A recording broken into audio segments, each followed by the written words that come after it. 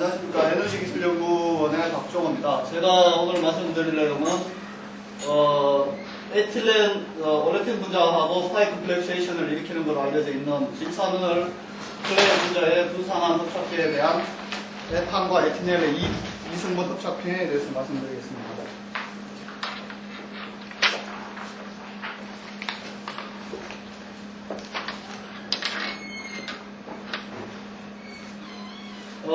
에틸렌 같은 경우는 기본 화학 물질로서 가장 많이 생산되는 것 중에 하나인데 에탄하고 에틸렌의 그 상대 휘발도가 워낙 비슷하기 때문에 기존 정류 공정을 적용하게 되면은 한 트레이가 한 160단 정도 되고 압력은 320 psi. 이게 전형적으로 에너지가 많이 소비되는 그런 공정이 되겠습니다. 이런 그 에너지가 많이 소비되는 공정을 에너지 효율이 좋은 흡착 공정으로 대체해보자 하는 연구가 많이 되어 있는데, 지금까지 보면 주로 이제 제로라이트 13X나 아니면 5A 같은 이런 것들을 갖다가 거기에 있는 급속 이온들을 취한해가지고 뭐 올렉스 프로세스라든 이런 많은 프로세스들을 개발하고 있습니다. 근데 지금까지 이렇게 이제 흡착 공정에 사용되는 흡착제들은 원래 핀에 대한 상대적인 뭐 선택도라든지 흡착량은 많을 수가 있는데 선택도 이런 것들이 떨어지기 때문에 공정의 효율을 더 높이기 위해서는 원래 핀 선택도가 더 높은 흡착제가 필요하게 되겠습니다. 이런 지금까지 알려진 바로는 원래 핀 분자 내에 있는 파이 결합하고 파이 컴플렉세이션을 일으킨다고 알려진 어떤 전위급속들을 포로스한 물질에다 분산시키는 흡착제가 가장 유망한 흡착제로 알려져 있습니다.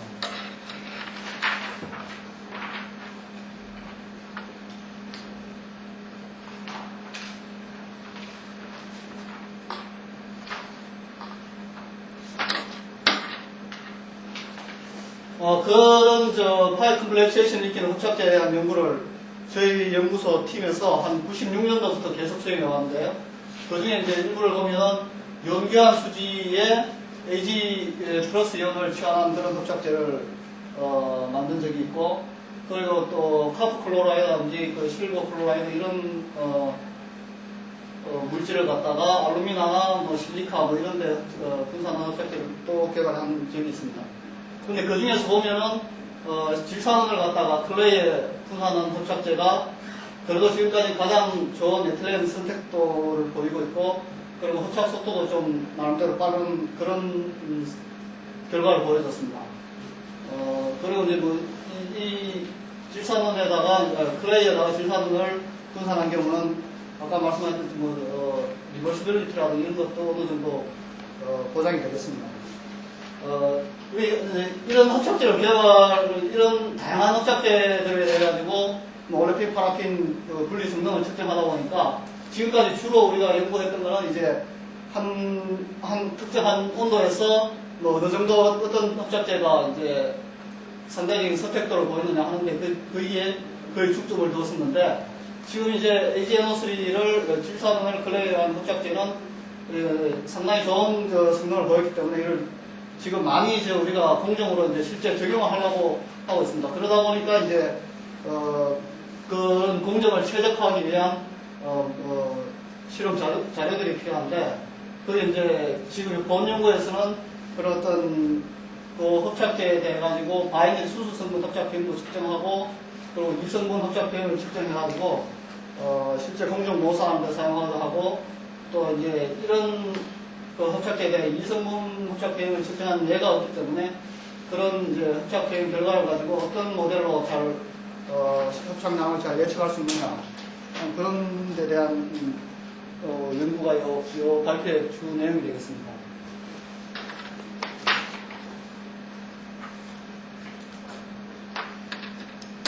흡착 평형을 측정하는 방법은 여러 가지가 있겠습니다만, 저희들이 이제 실제 적용한 방법은 볼륨메트릭 장치를 이용했습니다.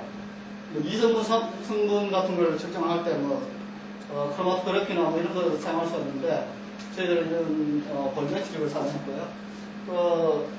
바이너리 측정을 할 때는 이런 샘플로를 따라가지고 여기 이제 여기에 흡착제가 들어있는 부분에 가스상의 조성 같은 것을 분석할 수 있겠습니다.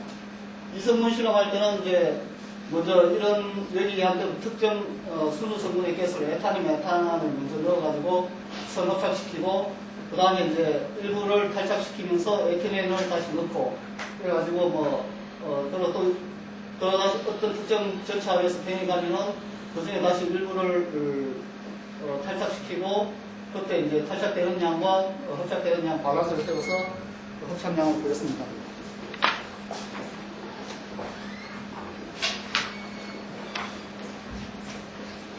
먼저 요 그림을 보여드리면 요 오픈 심벌은 이제 클레이 질산을 함침하지 않은 그런 흡착제일 경우에 에탄과 에틸렌의 흡착량을 보여주고 있고요.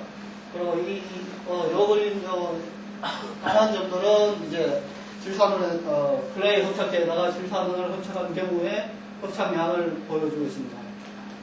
에틸렌 같은 경우에는 질산하고 이제 파이컴플렉세이션을 형성하기 때문에 흡착량이 상당히 많이 증가하는 것을 볼 수가 있고요.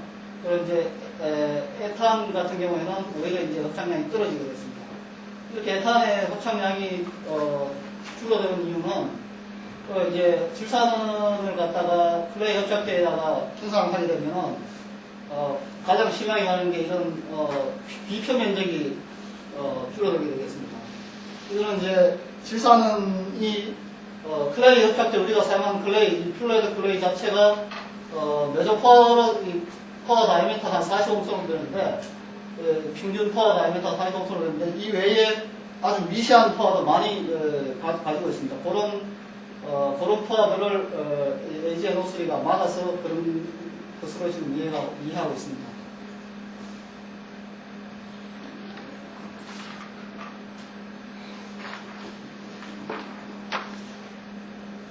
그러면 이제 개발된 질산이 함심된 클레이 흡착제에 대해 가지고 에탄 흡착행위를 측정한 결과인데요. 에탄 같은 경우에는 이런 요 밑에 그림에서 보이겠지만은 우리가 질산을 부산한 흡착제의 클레이 표면에 질산이 이렇게 완전 단분자성을 이룰 수도 있고 그 이상 부산됐을 수도 있고 한데 만약 이런 이제 조금 완전한 모노레이어 형성 안 돼 있다 이런 가정하에서 보면은 이런 클레이 표면에 에탄이 흡착할 수 있고요. 그리고 이제 AgNO3 질산은 표면과도 부산된 질산과도 어차피 반절발 포스가 작용하기 때문에 흡착이 될 수가 있겠습니다. 만약 이 둘 사이에 흡착력 차이가 워낙 크게 난다면은 다른 어떤 새로운 모델이 필요하겠지만은 여기서는 이 피팅 결과는 락미어나 아니면 락미어 프렌드링 모델로 이 에탄의 흡착량은 잘 예측이 되었습니다. 평균 예측 상대 오차를 보면은 락미어는 한 5% 이내, 락미어 프렌드링은 한 2.3% 이내에 흡착되는 거라서 이 둘 사이에 흡착 에너지 차이는 그렇게 크지 않을 것이라고 예측이 된 것을 알 수가 있습니다.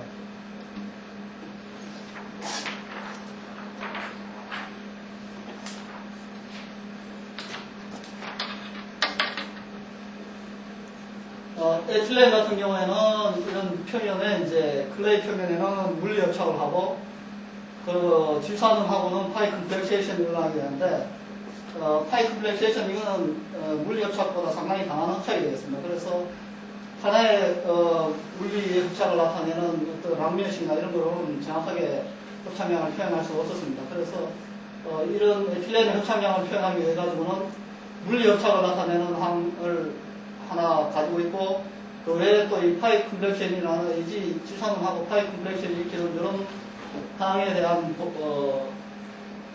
흡착량을 표시해주는 식이 하나 더 필요할 거라고 생각을 했습니다.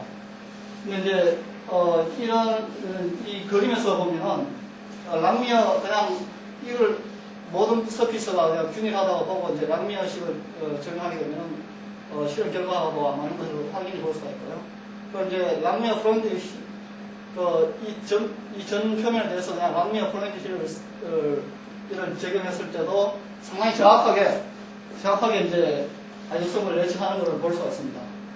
근데 이제 여기 요 식에 나와 있듯이 이제 물협착은 랭미식으로 나타내고, 그 다음에 이쪽에 이제 파이프 블랙식이 일어나는 부분은 유니렌식이나 이제, 유니렌식은 이제 랭미의 이케이션 협착 에너지가 분포가 균일한 목적에 대해서 이제 적용을 하게 되면 이런 식이 나오는데, 유니렌식을 적용하거나 아니면 프로니식을 적용해서 이제 예측한 결과들은 어떻게 보면은 이런 랭미어 프로니식보다 정확도가 약간 떨어지는 구조가 있습니다. 근데 이게 그렇다고 해서 이 표면 전체를 갖다가 균일하게 봐야 되느냐, 아니면 H 질산원이 완전히 균일하게 분산이 되어 있어 가지고 이 랑미어 프렌들리티가 더 잘 맞게 되느냐, 이런 것들은 여기서 얘기할 수 없겠습니다. 이따가 이제 바이너리에 들어가서 예측한 걸 보면 우리가 이 분산했던 분산량이 이제 완전히 이 서피스가 AGNO 소리를 덮여지지 않았다는 게 보여지게 되겠습니다.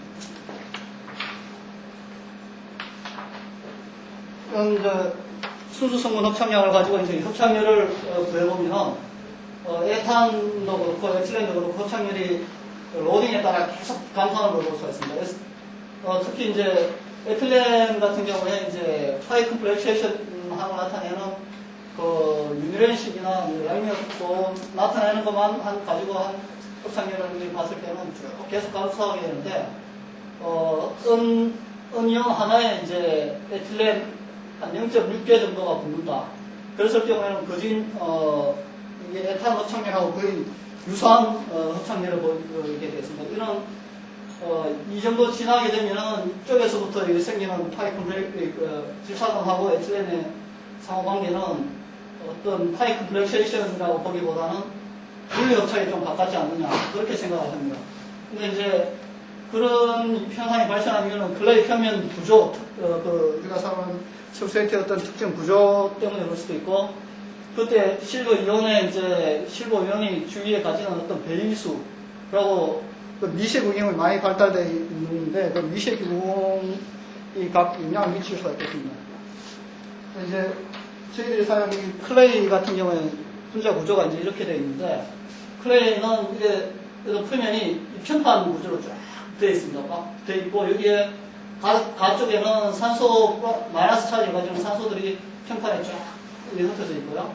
그리고 이제 여기에 있는 차지 밸런스를 맞추기 위해 가지고 일반적인 클레이가 이렇게 되어 있는데, 여기에 이제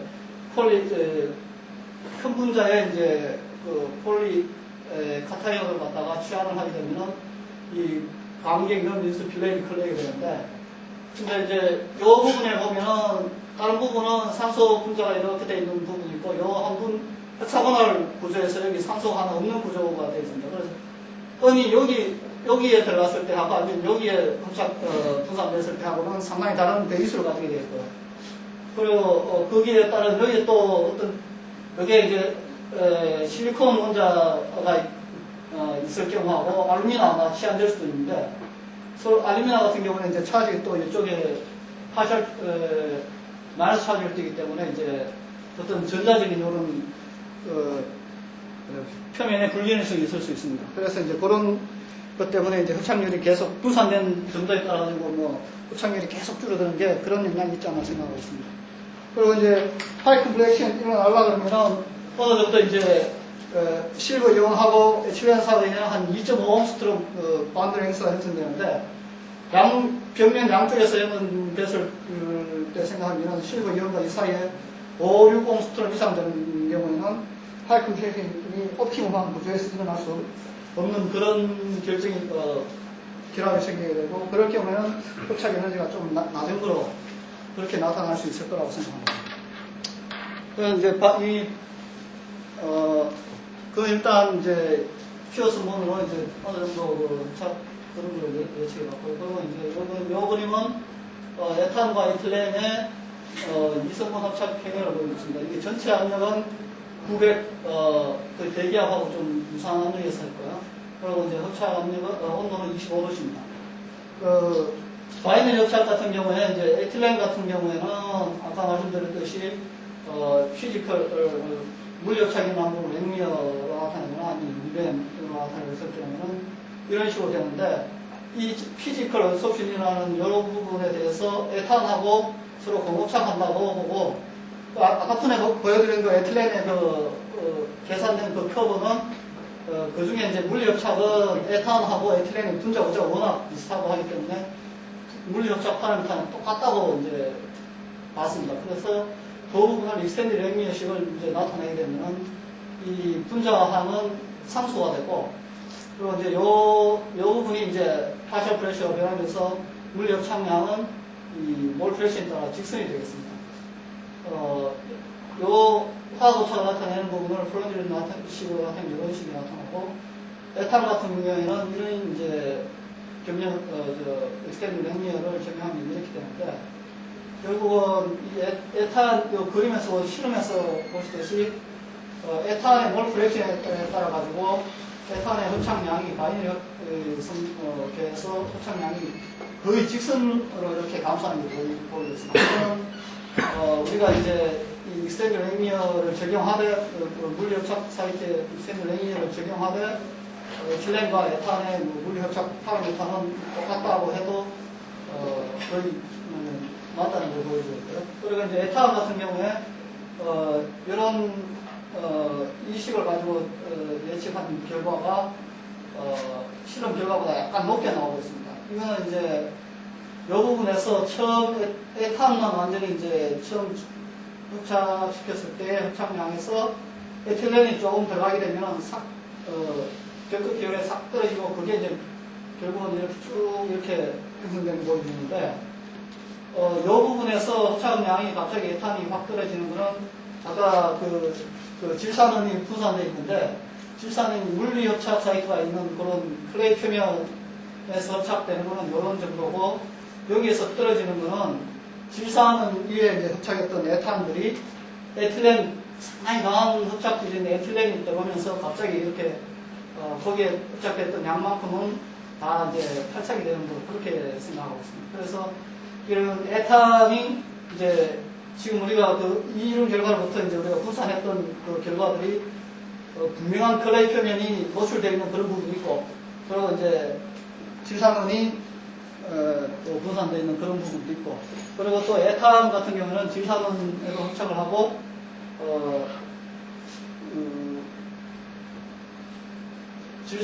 클레이 표면에도 흡착을 한다는 걸 알 수가 있습니다.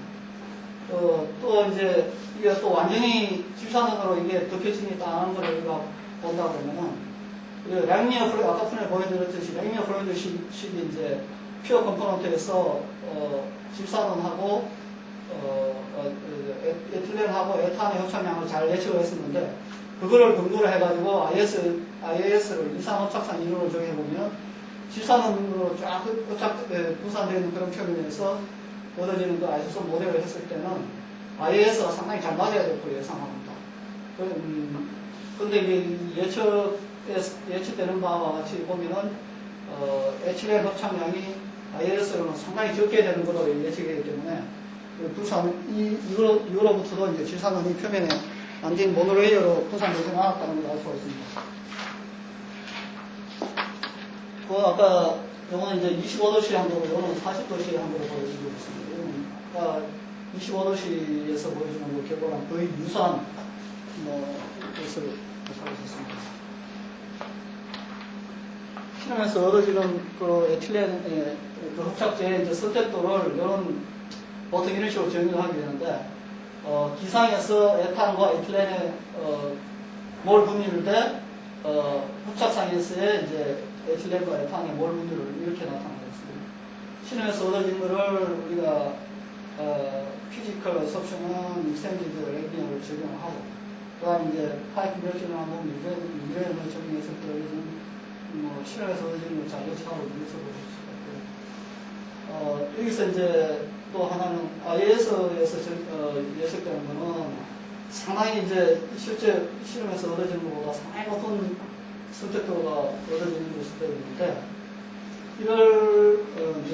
이거는 이제 질산원을 표면에 분산만 모노레이어로 잘 시킨다면 더 높은 선택도의 그 흡착제를 얻을 수 있겠다는 것을 알 수가 있습니다.